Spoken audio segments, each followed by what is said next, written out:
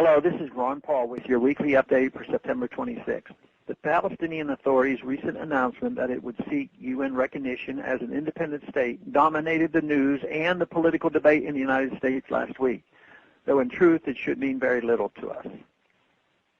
Only a political class harboring the illusion it can run the world obsesses over the aspirations of a tiny population on a tiny piece of land thousands of miles away. Remember, the UN initiated this persistent conflict by its 1947 partition plan.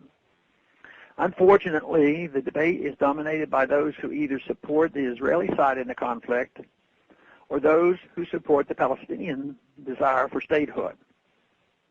We rarely seem to hear the view of those who support the U.S. side and U.S. interests. I'm on that side. I believe that we can no longer police the world. We can no longer bribe the Israelis and Palestinians to continue an endless peace process that goes nowhere. It is not in our interest to hector the Palestinians or the Israelis or to export democracy to the region, but reject it when people vote the wrong way. I have reservations for the Palestinian drive for UN recognition. Personally, I wish the United States would de-recognize the United Nations. As most readers already know, in every Congress I introduce legislation to end our membership in that organization. The UN is a threat to our sovereignty, and as we are the main source of its income, it is a threat to our economic well-being.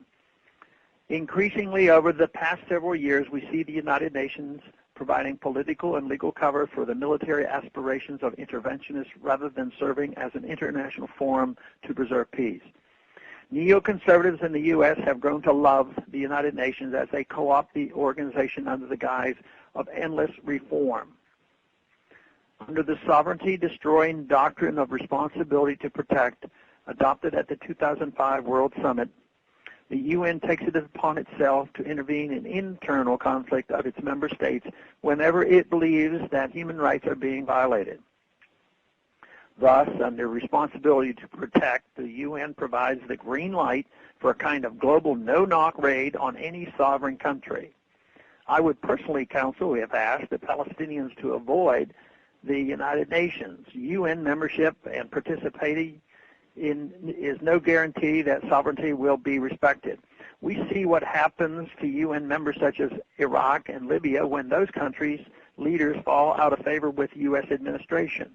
Under U.S. and allied pressure, a fig leaf resolution is adopted in the UN to facilitate devastating military intervention. When the UN gave NATO the green light to bomb Libya, there was no genocide taking place. It was a purely preventative war. The result? Thousands dead, a destroyed country, and extremely dubious new leaders. While I do not see UN membership as a particularly productive move for the Palestinian leadership, I do not believe the U.S. should use its position in the U.S. Security Council to block their membership. I believe in self-determination of people, and I recognize that people may wish to pursue statehood by different means. As we saw after the Cold War, numerous new states were born out of the ruins of the USSR as the various old Soviet republics decided that smaller states were preferable to an enormous and oppressive multinational conglomerates. The real pro-U.S. solution to the problems in the Middle East is for us to end all foreign aid, stop arming foreign countries, encourage peaceful diplomatic resolutions to conflicts, and disengage militarily. In other words, follow Jefferson's admonition: peace, commerce, and honest friendship with all nations, entangling alliances with none. Thanks for calling this update. A new update is placed on this number, 888-322-1414, every Monday. The written text can be found on my website, www.house.gov/Paul, under the heading Texas Straight Talk. Thanks for calling.